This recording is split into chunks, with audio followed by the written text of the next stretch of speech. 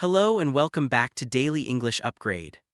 Today we have a story about facing your fears and sharing your talent with the world. It is a story about a young musician named Alara. Our story begins in a small city apartment. Alara is 20 years old. She lives with her older sister. She is a musician. She plays the guitar and she sings. Her music is soft and beautiful, but there is a problem. Alara only plays her music in her room. She is very shy. The thought of performing for other people fills her with fear. Her sister Clara is her only listener. Clara always says, "Alara, your music is wonderful. You should play in a cafe. People would love it." But Alara always shakes her head. "I cannot," she says. "My hands shake. My voice will not work. I am too nervous." One day, Clara brings home a flyer. She puts it on the kitchen table. Alara reads it. It is an advertisement for an open mic night at a local cafe called The Quiet Corner. The flyer says, "New musicians welcome, share your music with a friendly audience." Alara's heart beats fast. She feels both excitement and terror. This is her dream and her biggest fear. She looks at her guitar in the corner of her room. It feels like a friend but also like a challenge. That night she cannot sleep. She thinks about the stage, the lights, the people. She imagines her voice failing. She imagines people not liking her music. But she also imagines something else. She imagines one person in the audience smiling. She imagines the quiet feeling after a song ends well. The next morning, she makes a decision. It is a small, quiet decision. She will go to the cafe and just look. She will not sign up. She will only look. The cafe is warm and cozy. It smells of coffee and books. There is a small stage in the corner with a single microphone. It does not look scary. It looks inviting. A woman with a kind smile works behind the counter. Her name is Sarah. She is the manager of the cafe. Alara drinks a tea and watches people come and go. No one is performing today. The stage is empty. Sarah sees Alara looking at the stage. "Are you a musician?" Sarah asks kindly. Alara is surprised. I play a little," she says softly. "You should sign up for our open mic night," Sarah says. "It is next Thursday. We have a very friendly audience."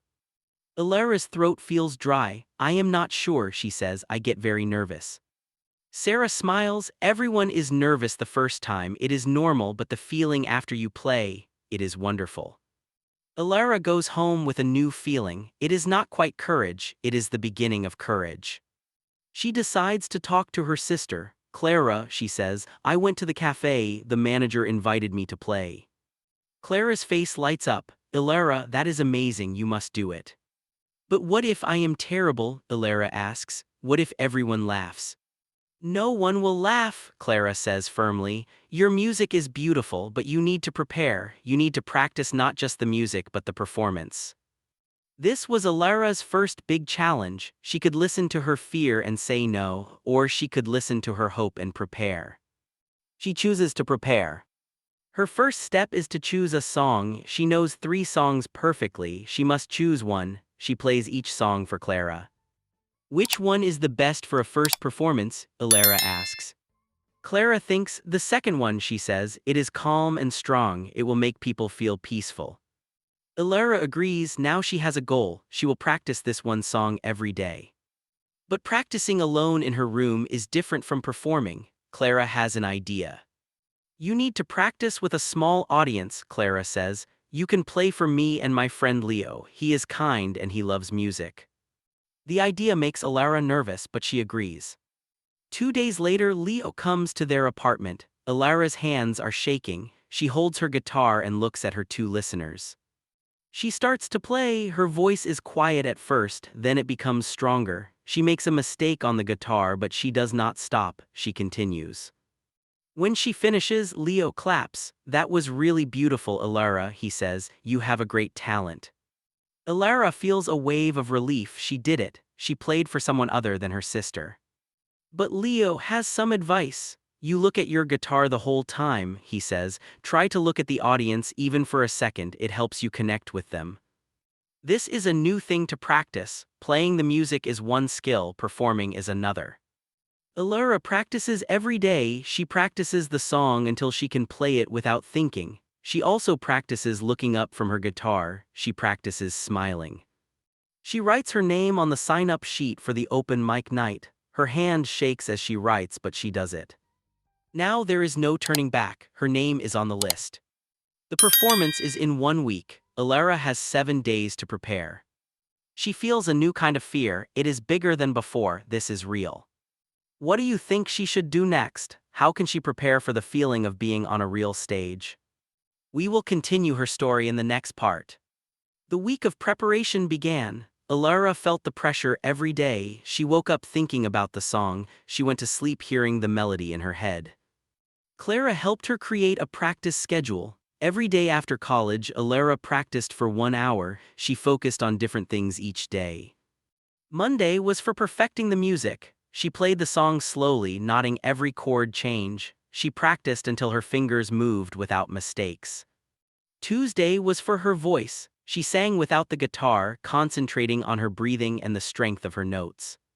Wednesday was the hardest day. It was for performance practice. Clara invited 2 more friends to listen. Now Alara had an audience of 4 people in their small living room. When she played for them, her voice shook. She forgot the words for a moment. Her face turned red with embarrassment. But her small audience was kind. They smiled and waited patiently. She started the song again and finished it. One of Clara's friends said, "That was brave, Alara. The second time was much better than the first." This taught Alara something important. It is okay to make mistakes. What matters is to continue. On Thursday, she practiced performing the entire sequence. She walked into the living room as if it was a stage. She introduced herself and her song. She played. She bowed at the end. She practiced the entire experience. Friday was a day for a different kind of preparation. Clara took her back to the quiet corner cafe. "You need to get used to the space," Clara said. "Let us go when it is quiet." They went in the afternoon. The cafe was almost empty. Sarah, the manager, recognized them. "Are you preparing for Thursday?" Sarah asked. Thank. Alara nodded nervously. "Yes, I am very scared." Sarah smiled. "Would you like to stand on the stage for a moment just to feel it? No one is here." This was a generous offer. Alara's heart pounded, but she said yes. She walked onto the small stage. She stood behind the microphone. She looked out at the empty chairs. The lights were different there. It felt both powerful and frightening. "This is where I will stand," she whispered. Clara sat at a table and smiled. "See, it is just a room. You can do this." That small visit helped. The stage was no longer a complete mystery. On Saturday, Alara faced a new problem. She realized her guitar strings were old. They did not sound bright anymore. She needed new strings.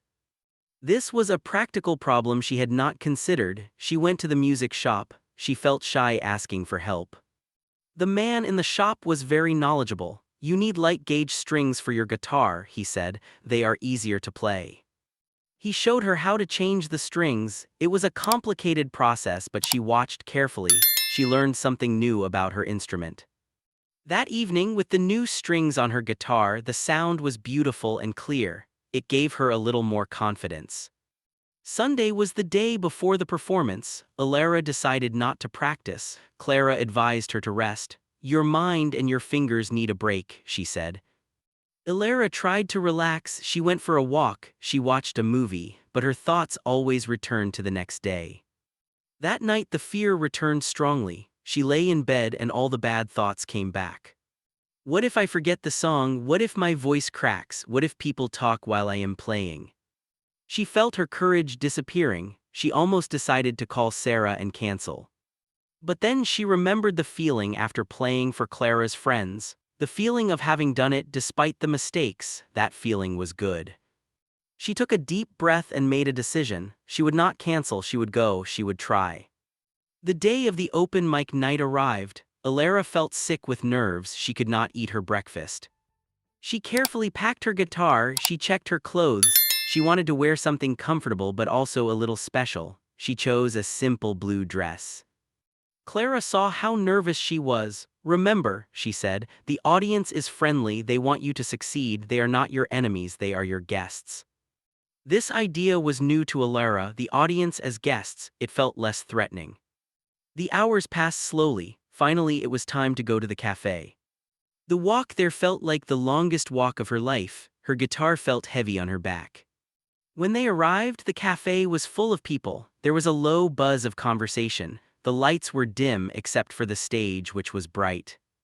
Ilara saw Sarah, who waved her over. "You are number 4 on the list," Sarah said. "You have time to relax and listen to the others first."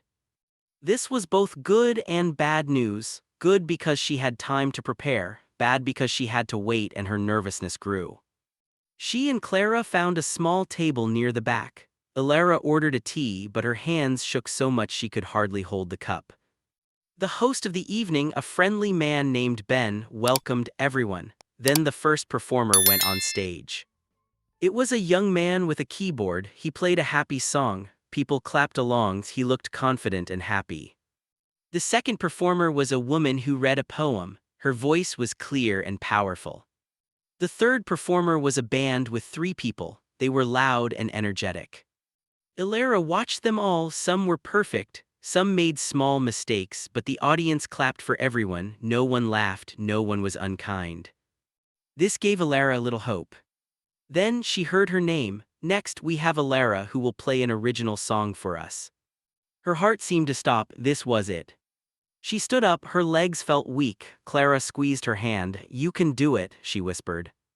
Ilara walked to the stage. The lights were bright in her eyes. She could not see the faces in the audience, only dark shapes. She sat on the stool and adjusted the microphone. Her hands were cold. She took a deep breath just as she had practiced. She looked down at her guitar.